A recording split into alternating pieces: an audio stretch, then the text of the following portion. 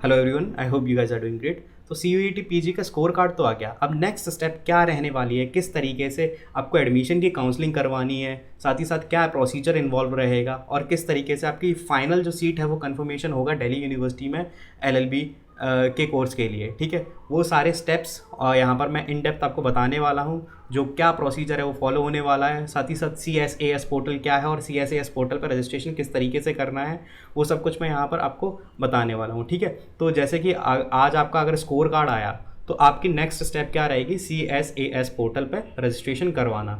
तो मैं आपको बता दूं कि जैसे स्कोर कार्ड आज आ गया तो विद इन अ वीक आपका CSAS पोर्टल जो है वो शुरू हो जाएगा। CSAS पोर्टल आपको PG कोर्स के लिए वहाँ पर जा कर के रजिस्टर करना पड़ेगा।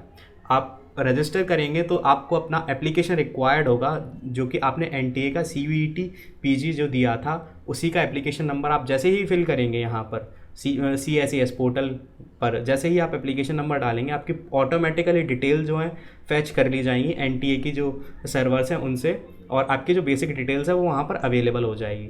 फिर उसके अंदर आपको आपको कोर्स की प्रेफरेंस देनी होती है। जैसे कि आपने अगर लॉ कोर्स के लिए अप्लाई किया है तो वहाँ पर आप मेंशन करेंगे कि आपका, जैसे मान के चलिए काफ़ी सारे स्टूडेंट्स क्या करते हैं 2 या 3 कोर्सेज़ के लिए अप्लाई करते हैं।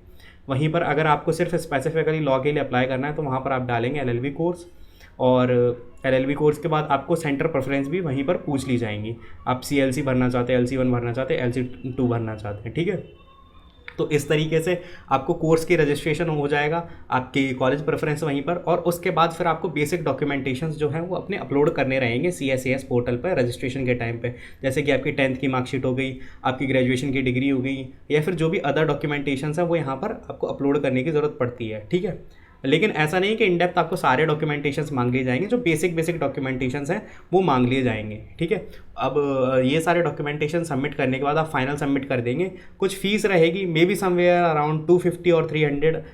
अभी मैं श्योर नहीं हूँ क्योंकि अभी CSAS पोर्टल जो है वो एक्टिव नहीं हुआ है DUPG का, लेकिन विद इन अ वीक ये कंफर्म हो जाएगा कि कितनी क्या फ़ीस रहने वाली है। तो ये सारा रजिस्ट्रेशन प्रोसेस है जहाँ पर आप कोर्स सेलेक्ट करेंगे, अपनी कॉलेज प्रेफरेंस सेलेक्ट करेंगे। ठीक है, जैसे ही आप कोर्स और कॉलेज प्रेफरेंस सेलेक्ट कर लेंगे तो दिल्ली यूनिवर्सिटी फिर क्या करेगी कि लॉ फैकल्टी की वेबसाइट पर भी वो लिस्ट अवेलेबल रहेगी, साथ ही साथ दिल्ली यूनिवर्सिटी की जो मेन साइट है वहाँ पर भी एडमिशन वाली, वहाँ पर भी लिस्ट जो है वो रिलीज़ होंगी अकॉर्डिंग टू योर मार्क्स, कि आपके कितने मार्क्स आए हैं CUET में और कितने कैंडिडेट ने CSAS पोर्टल में रजिस्टर किया है। तो जिस तरीके से आपकी जो लिस्ट है वो रिलीज़ होती जाएंगी। जैसे ही आपका किसी लिस्ट में अगर नाम आता है तो आप CSAS पोर्टल लॉगिन करके अपना एडमिशन जो है अपने डैशबोर्ड पर जा करके कंफर्म कर सकते हैं, साथ ही साथ जो आपका अमाउंट है वो पे कर देंगे।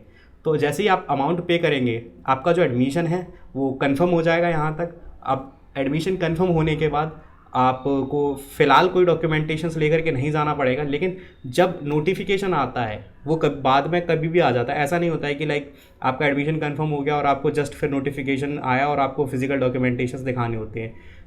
लास्ट टाइम भी वो एक नोटिफिकेशन रिलीज़ करते हैं जब आपको सारे डॉक्यूमेंटेशन जो है ऑफिस में ले जाके उसकी कॉपी सबमिट करनी पड़ती है, शो करने पड़ते हैं। लेकिन फ़िलहाल CSAS पोर्टल के थ्रू एडमिशन कंफर्म करने का यही पूरा प्रोसीजर है, और इस प्रोसीजर से आप गो थ्रू करेंगे और आपकी सीट इजीली कंफर्म हो जाएगी। यहाँ पर किसी भी तरीके की कोई इशू आपको फेस नहीं करना पड़ेगा, और जो पूरी चीज़ है वो ऑपरेट होती है आपके CSAS पोर्टल के डैशबोर्ड को लॉगिन करने से। तो इस तरीके से आपकी एडमिशन जो प्रोसेस है वो चलने वाली है। इस तरीके से एडमिशन जो आपकी पूरी एक सिस्टम है वो काम करेगा। साथ ही साथ अगर आपको इस प्रोसेस में कोई दिक्कत आती है या फिर आप कोई भी डाउट है या कोई भी प्रॉब्लम फेस कर रहे हैं तो मैं व्हाट्सएप ग्रुप का लिंक दे रहा हूँ इस वीडियो के डिस्क्रिप्शन बॉक्स में। आप जा करके आप व्हाट्सएप ग्रुप को ज्वाइन करें और आपका कोई भी क्वेरी है, कोई भी क्वेश्चन है, आप वहाँ पर पूछें। मैं वहाँ पे अवेलेबल रहूँगा और ट्राई करूँगा आपके जो क्वेश्चन हैं उनको रिस्पॉन्ड करने की। ठीक है, अगर आपका कोई और सजेशन है, कोई और क्वेश्चन बच रहा है तो आप कमेंट सेक्शन में पूछिए, और अगर आपका कोई ओपिनियन है आप शेयर करना चाहते हैं आप मुझे डायरेक्ट DM भी कर सकते हैं। मेरा इंस्टाग्राम का यूज़र नेम भी यहाँ पर विजिबल है। ठीक है, तो थैंक यू सो मच।